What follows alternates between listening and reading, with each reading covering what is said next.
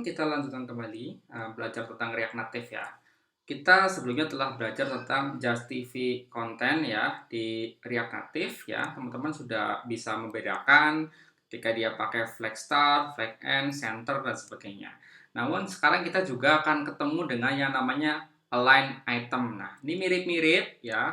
Kadang-kadang kita cukup bingung penggunaan antara Justify Content sama align item. Jadi kalau si Justify Content tersebut, dia akan merapikan atau menyelaraskan child komponennya itu berdasarkan main axis ya atau sumbu utamanya. Sedangkan untuk align item sendiri, dia akan lebih ke arah penyelarasan terhadap sumbu silang. Apa sih sumbu silang ya? Sekarang kita coba ya. Saya anggap saja ininya Justify Content-nya dia posisi center gitu ya.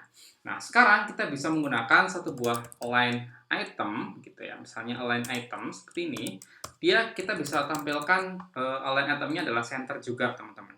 Nah, sekarang posisinya dia persis di tengah sebuah device.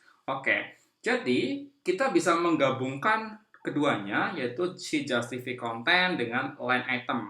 Kalau kemarin kita telah berbicara bahwa layout directionnya secara default adalah left to right ya.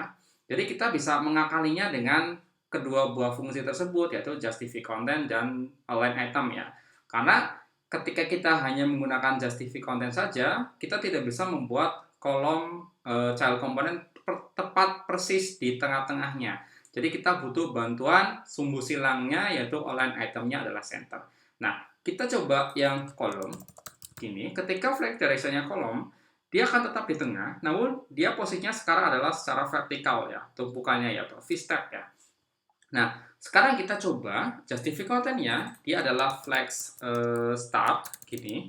Tapi kita tampilkan di tengah-tengah ya. Jadi posisinya justify content-nya berada di flag start, tapi align-nya dia berada di tengah, teman-teman. Harusnya kan kalau hanya flag start saja seperti ini, ya, gini, dia akan berada di sini kan teman-teman ya. Tapi kalau karena kita posisi align-nya atau perataannya lah ya gitu, dia di tengah-tengah, berarti dia akan ngikut kita.